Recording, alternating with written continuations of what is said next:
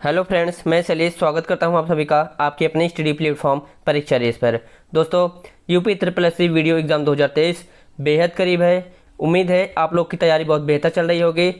Practice set की series में ये हमारा हिंदी का 25वां प्रैक्टिस सेट है। ज़्यादा समय न गंवाएं, आइए शुरू करते हैं अपना प्रैक्टिस सेट, क्योंकि जितनी जल्दी आप लोग जितना अधिक से अधिक प्रैक्टिस करेंगे परीक्षा में उतना ही अधिक लाभ मिलेगा। चलिए शुरू करते हैं आज का अपना प्रैक्टिस सेट। आज का हमारे प्रैक्टिस सेट का पहला प्रश्न जो है गद्यांश पर आधारित है। आपको इस गद्यांश को पढ़कर उत्तर देने हैं। आप लोग एक बार गद्यांश को देख लीजिए। इस गद्यांश से केवल एक ही प्रश्न पूछा जाएगा।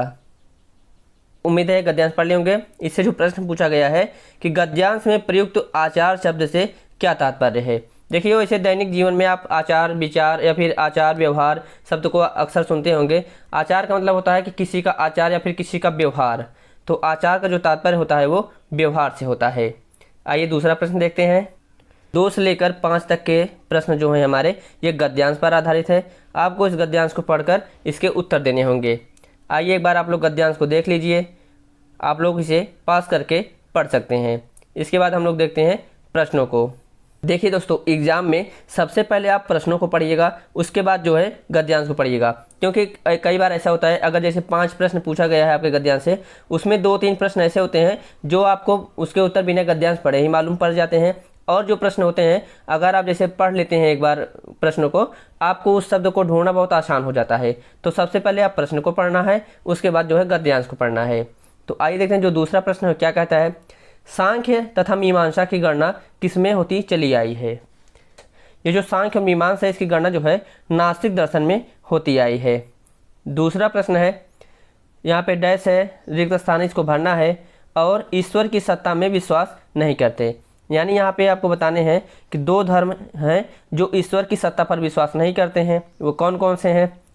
हिंदू अपने ईश्वर पर विश्वास करते हैं, मुस्लिम भी करते हैं, सिख भी करते हैं। लेकिन अगर बात करें जैन और बौद्ध धर्म की, ये दोनों जो हैं अपनी ईश्वर की सत्ता पर विश्वास नहीं करते हैं। अगला प्रश्न है, नास्तिक का अर्थ है। नास्तिक का अर्थ क्या होता है। अक्सर हम अपने आसपास देखते होंगे, बहुत से ऐसे लोग होते हैं जिन्हें हम कहते हैं कि यह तो बहुत ही नास्तिक है। यानी यह जो है भगवान को नहीं मानता है। जो भगवान को नहीं मानता है, भगवान को ना मानने वाला होता है, उसे नास्तिक कहते हैं। और जो भगवान को मानने वाला होता है उसे आस्तिक कहते हैं। आइए अगला प्रश्न देखते हैं। सभी पुराणों में क्या आया है। यहाँ पे प्रश्न है कि सभी पुराणों में क्या आया है। अगर आप गद्यांश पढ़ेंगे तब देख पाएंगे कि वहाँ पर अवतार का प्रसंग है। यानी सभी पुराणों में अवतार का प्रसंग मिलता है। अगला प्रश्न है, शिष्य के द्वारा गुरु को पत्र में संबोधन होगा। जैसे कोई शिष्य है अपने गुरु को जब कोई पत्र लिख रहा है तो उसका संबोधन किस शब्द से करेगा। प्रिय गुरु जी, या फिर सप्रेम गुरु नमस्ते, या फिर भवदी, या फिर श्रद्धेय गुरु जी। आप लोग एक बार अपने विचार से इसका उत्तर दीजिए, क्या होगा। देखिए, अपने गुरुवर के लिए अक्सर हम लोग श्रद्धेय का भाव रखते हैं। श्रद्धा का भाव होता है गुरु में, इसलिए गुरु के लिए श्रद्धेय गुरु जी लिखा जाता है। अगला प्रश्न है, दैनिक जागरण में संवाददाता के पद के लिए किसे आवेदन पत्र लिखेंगे। जैसे आप दैनिक जागरण एक अखबार है, न्यूज़पेपर है, आप इसे जानते हैं। अगर आप उसमें संवाददाता की भूमिका निभाना चाहते हैं, उसके लिए आप किसे अपना पत्र लिखेंगे।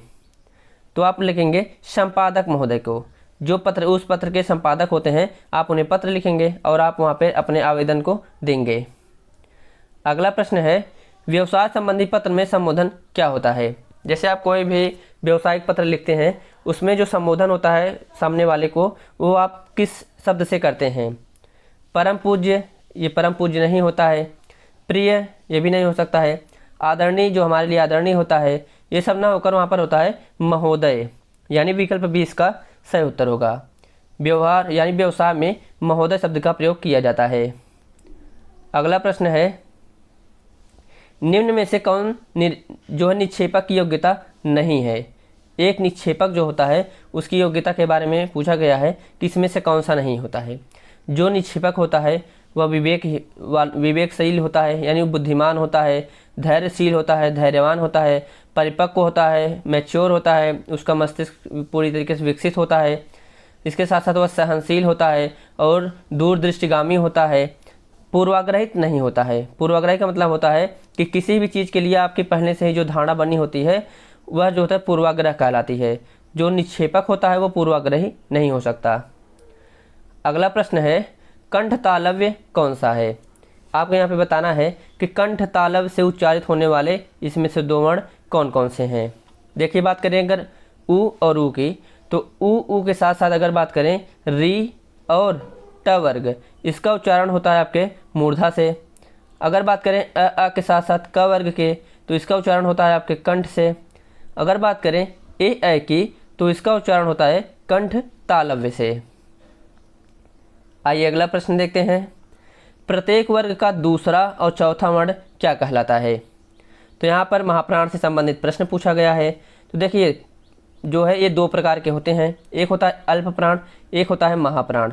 अल्प प्राण जो होते हैं प्रत्येक वर्ग का पहला, तीसरा और पांचवा वर्ण अल्प प्राण होता है, और प्रत्येक वर्ग का दूसरा और चौथा जो वर्ण होता है ये महाप्राण होता है।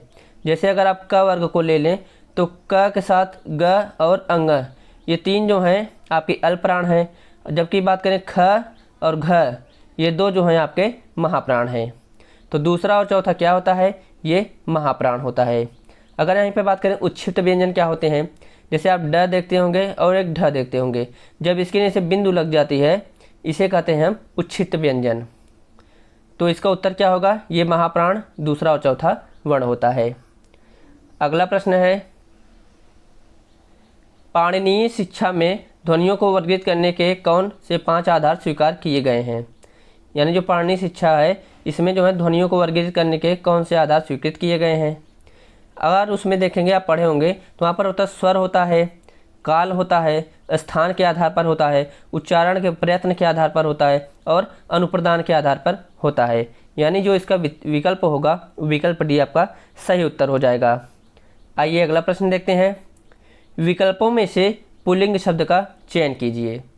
यहाँ पर आप बड़ी आसानी से देख सकते हैं, हंस जो होता है पुल्लिंग होता है, उसका जो स्त्रीलिंग होता है हंसनी होता है। तपस्विनी जो है यह तपस्वी का स्त्रीलिंग होता है, यानी जो तपस्वी शब्द है, तेजस्वी जो शब्द यहाँ पर है यह पुल्लिंग है। तेजस्वी का हो जाता है तेजस्विनी, यानी विकल्प ए पुल्लिंग है, यह इसका सही उत्तर है। अगला प्रश्न है इनमें से पुल्लिंग शब्द कौन सा है। आपको यहाँ पर बताना है कि पुल्लिंग कौन सा है। देखिए निर्धनता आती है, और जब निर्धनता आती है तो व्यक्ति की बुद्धि हर लेती है, दुर्घटना घट जाती है। अगर बात करें दया की, तो दया की भावना होनी चाहिए। लेकिन अगर बात करें बुढ़ापा की, तो बुढ़ापा जो शब्द है ये पुल्लिंग शब्द है। आइए अगला प्रश्न देखते हैं। कौवा के स्त्रीलिंग के निर्धारण के लिए क्या किया जाता है। तो बहुत से ऐसे शब्द होते हैं जिनका स्त्रीलिंग बनाने के लिए उनके आगे मादा शब्द लगाया जाता है, उसमें से कौवा भी वही है। तो कौवा का स्त्रीलिंग बनाने के लिए हम उसे कहते हैं मादा कौवा, यानी विकल्प डी इसका सही उत्तर हो जाएगा। अगला प्रश्न है दिए गए पर्यायों में से स्त्रीलिंग शब्द कौन सा है। आपको यहाँ पे बताना है कि स्त्रीलिंग कौन सा है। देखिए दोस्तों, लिंग पहचान वाले जो प्रश्न होते हैं थोड़ा कठिन होते हैं, अगर आप इसे सही से नहीं करेंगे तो गलत होने की संभावना रहती है। इसलिए जो भी शब्द हो उसका किसी वाक्य में प्रयोग करके देख लेंगे तो आपको आसानी से उसका उत्तर मालूम पड़ जाएगा। जैसे दुपट्टा शब्द है, तो दुपट्टा सरक रहा है, तो यानी ये पुल्लिंग शब्द हो गया। हीरा पुल्लिंग शब्द है।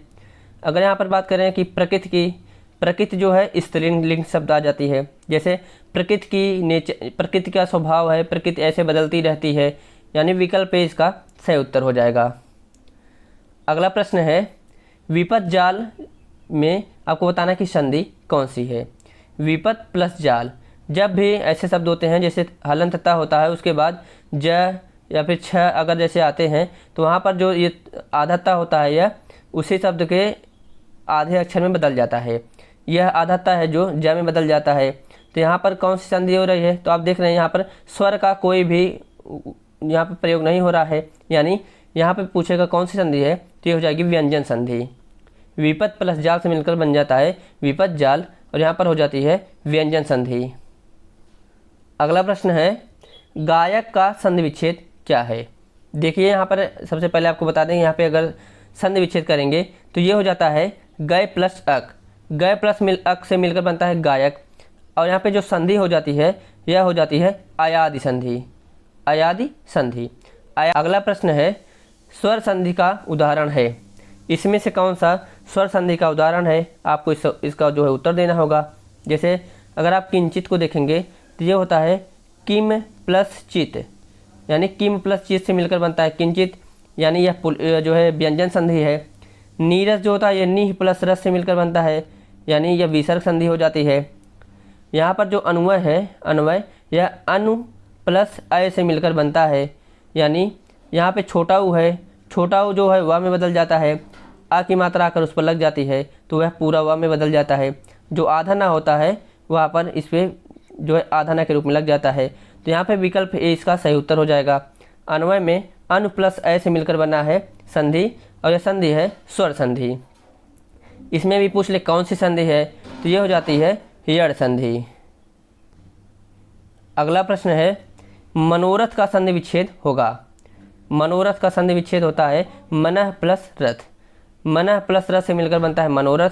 अगर बात करें इसमें कौन सी संधि है, तो ये है विसर्ग संधि। अगला प्रश्न है आप बीती शब्द में समास है। आप बीती शब्द में कौन सा समास है। जब भी आपको समास जानना हो तो सबसे पहले जो शब्द हो उसका आप समास विग्रह कीजिए।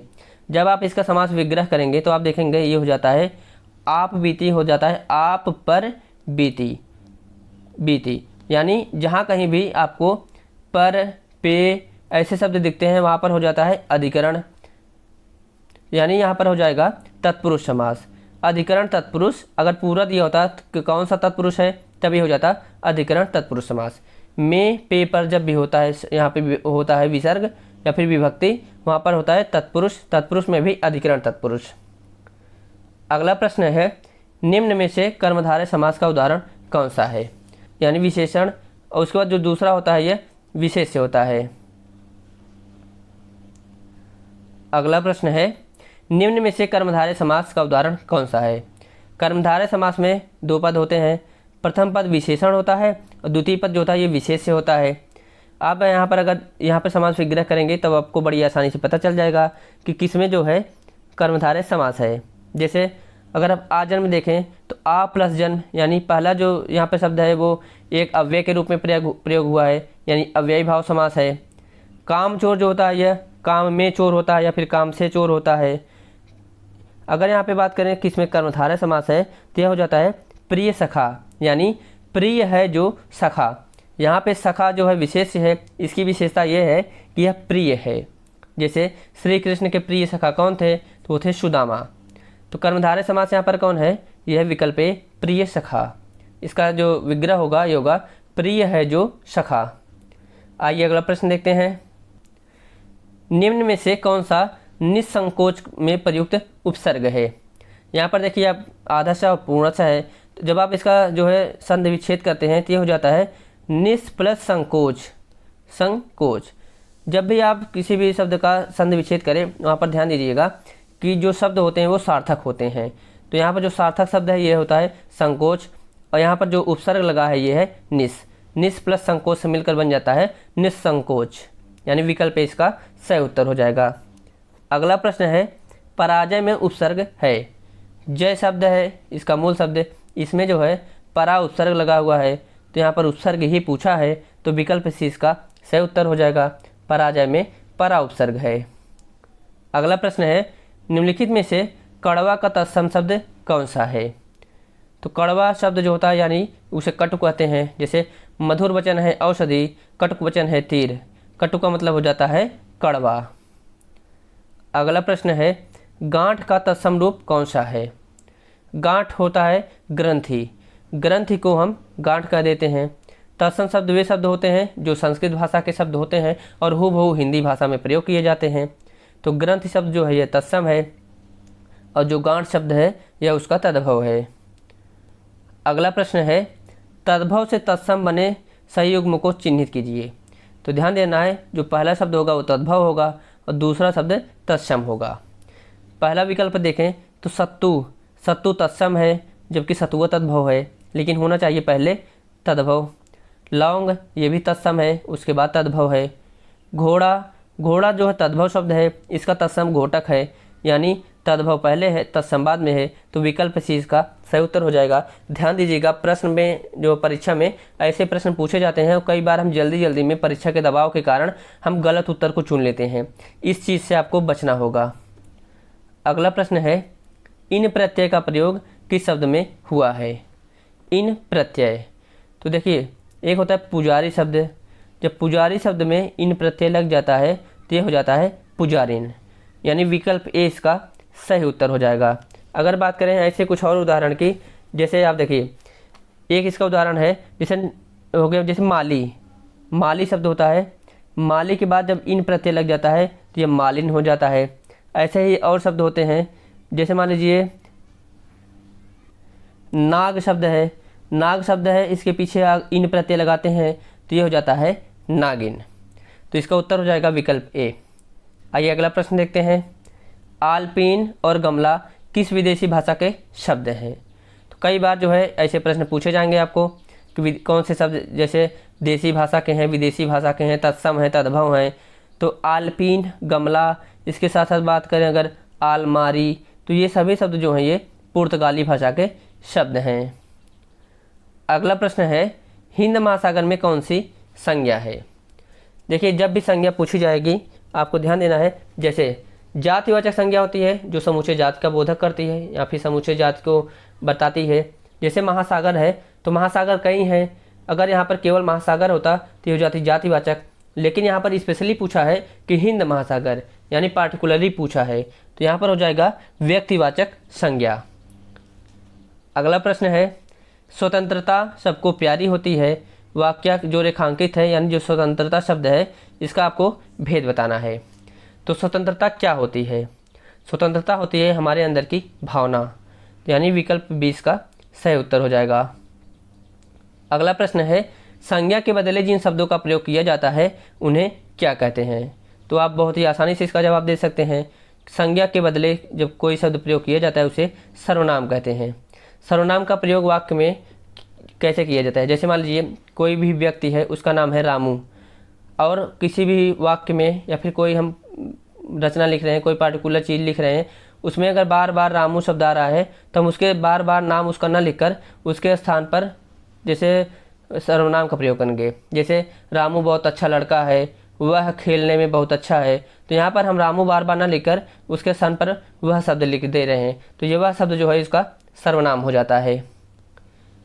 अगला प्रश्न है, इनमें से कौन सा सर्वनाम का विकारक है? जो भी सर्वनाम होते हैं या फिर संज्ञा होती है या फिर क्रिया, इनके अंदर जो विकार उत्पन्न होता है वह उसके कारक, वचन और लिंग के कारण ही उत्पन्न होता है। तो विकल्प डी इसका सही उत्तर हो जाएगा। अगला प्रश्न है, चमकीला कौन सा विशेषण है? जो चमकीला शब्द है ये कौन सा विशेषण है? विशेषण होता है जैसे जो भी किसी चीज़ की विशेषता बताए। यहाँ पर पूछा है चमकीला, जब कभी भी कोई भी किसी भी वस्तु के बारे में उसके गुणों के बारे में बताया जाता है, वो चमकीला है या फिर धीमा है, वह खट्टा है, वह मीठा है, वह ऊंचा है, नीचा है, या फिर कोई रंग बताए, तो वहाँ पर हो जाता है गुणबोधक विशेषण, यानी विकल्प ए इसका सही उत्तर होगा। अगला प्रश्न है, व्याकरण की दृष्टि से कौन सा विशेषण नहीं है? यहाँ पर कौन सा शब्द जो है व्याकरण की दृष्टि से विशेषण नहीं है? तो आप लोग इसका उत्तर बताइएगा। यहाँ पर हो जाएगा भय। भय शब्द विशेषण नहीं है, जबकि निर्भीक, कोई भी व्यक्ति निर्भीक है जो डरता नहीं हो, उसके लिए उसकी विशेषता है निर्भीक। भीरू हो सकता है, कोई व्यक्ति भीरू हो सकता है, उसकी विशेषता हो सकती है। भयभीत विशेषता हो सकती है, लेकिन भय शब्द जो है यह विशेषण नहीं है। अगला प्रश्न है, राधा बहुत सुंदर लड़की है, वाक्य में कौन सा विशेषण है? तो यहाँ पर आप बिना ऑप्शन देखे बता सकते हैं कि जो सुंदर शब्द है ये इस लड़की की यानी राधा की विशेषता है। तो यानी विकल्प आप देखेंगे तो बड़ी आसानी से बता देंगे, जिसमें सुंदर होगा वही उसका उत्तर होगा। तो वहाँ पर जो सुंदर शब्द है वो उसका गुण बता रहा है, राधा का गुण है वह सुंदर है, तो विकल्प सी इसका सही उत्तर हो जाएगा। अगला प्रश्न है, पढ़ना का जो क्रिया है यह भेद है। पढ़ना क्या होता है? पढ़ना एक सकर्मक क्रिया होती है, क्योंकि बिना कर्म यानी बिना किसी पुस्तक के या फिर बिना किसी उपकरण के कोई पढ़ नहीं सकता है, तो पढ़ना एक सकर्मक क्रिया है। अकर्मक क्रिया में जैसे हंसना, रोना, ये सभी अकर्मक क्रियाएं होती हैं। अगला प्रश्न है, आजकल दिखाई नहीं पड़ते। इसमें बताना है इस वाक्य में कौन सा शब्द क्रिया विशेषण है। क्रिया क्या है कि दिखाई नहीं पड़ते, इसकी विशेषता क्या है कि आजकल यानी यहाँ पे जो शब्द आजकल है वह क्रिया की विशेषता बता रहा है कि आजकल वह दिखाई नहीं पड़ता है। अगला प्रश्न है, कौन सा शब्द अव्यय है? अव्यय वे शब्द होते हैं जो किसी वाक्य में किसी शब्द के पहले प्रयोग किए जाते हैं और वाक्य में किसी विशेष शब्द पर बल देने के लिए किए जाते हैं। जैसे पहले किसी भी चीज़ के बारे में बता रहा है, कोई पहले है, कोई बाद में है, कोई निकट है, कोई दूर है, कोई अभी, कोई भी शब्द हो गया, तथा भी हो गया। तो ये सभी शब्द जो हैं ये अव्यय हैं। अगला प्रश्न है, मोहन और राकेश विद्यालय गए, वाक्य में अव्यय है। अव्यय है यहाँ पे बताना है आपको, जैसे मोहन और राकेश। तो ये और जो शब्द है यह आप जानते होंगे कि यह समुच्चय बोधक है, यानी जब भी दो चीज़ों को जोड़ने के लिए जिस शब्द का प्रयोग किया जाता है वह समुच्चय बोधक होता है। तो यानी विकल्प है इसका सही उत्तर हो जाएगा। अगला प्रश्न है, निपात में कुल कितने भेद स्वीकृत हैं? आप लोग इसका उत्तर बताइए। अगर आप लोगों को पता हो आप लोग एक बार अंदाज़ा लगाइएगा। तो यहाँ पर होगा विकल्प सी, निपात में कुल 9 भेद स्वीकृत हैं। जैसे स्वीकृति बोधक, नकार बोधक, निषेध बोधक, ये सभी जो हैं कुल 9 प्रकार के निपात हैं, इसके 9 प्रकार के भेद हैं। आप लोग एक बार सभी को देख लीजिए। अगला प्रश्न है, विभु का पर्यायवाची है। तो विभु किसका पर्यायवाची है? ये है ब्रह्म का। ब्रह्म को ही आत्मा कहते हैं, यानी ये सभी एक दूसरे के पर्याय हैं। अगला प्रश्न है, निम्नलिखित में अर्थ की दृष्टि से सही शब्द युग्म कौन सा है? कौन सा शब्द युग्म है जो अर्थ की दृष्टि से सही है? तो इसका उत्तर होगा ताम्रचूर्ण। ताम्रचूर्ण को मुर्गा कहते हैं, ये इसका सही उत्तर हो जाएगा। अगला प्रश्न है, तामसिक का विलोम क्या होता है? तामसिक वो ऐसा व्यक्ति होता है जिसके अंदर बहुत तमस होती है, जो गैर सामाजिक होता है। इसका ठीक विलोम होता है सात्विक, यानी विकल्प ए इसका सही उत्तर हो जाएगा। अगला प्रश्न है, अथ का विलोम शब्द क्या होता है? अथ का अर्थ होता है जैसे प्रारंभ। अगर इसका विलोम पूछे तो हो जाता है इति। इति का मतलब होता है समापन। जैसे कोई भी चीज़ समाप्त होती है तो हम लास्ट में इत स्त्री लिखते हैं। अगला प्रश्न है, अंतर और अतर शब्द युग्म का सही अर्थ क्या है? तो देखिए यहाँ पर अंतर शब्द है, तो अंतर का अर्थ आप जानते होंगे कि होता है भिन्न या फिर भिन्नता। तो यहाँ पे 2 ऑप्शन हैं। अगर बात करें अतर की, तो अतर का अर्थ क्या होता है? आप लोग इसका उत्तर बताइएगा एक बार। तो अतर कहते हैं, जैसे कहते हैं कि अतर लगा लो या फिर इत्र लगा लो, यानी विकल्प ए इसका सही उत्तर हो जाएगा। अगला प्रश्न है, प्रहर और प्रहार, इसका शब्द युग्म का आपको सही अर्थ बताना है। प्रहर का अर्थ होता है जैसे कहते हैं ना कि सुबह दोपहर शाम, ये सब प्रहर होते हैं, यानी इसका जो आपको सही युग्म बताना है इसका अर्थ क्या होगा? आप लोग एक बार बताइएगा। प्रहर का होता है पहर और प्रहार का होता है आघात, यानी विकल्प बी इसका सही उत्तर हो जाएगा। अगला प्रश्न है, निस्पृह का अर्थ क्या है? निस्पृह का अर्थ क्या है?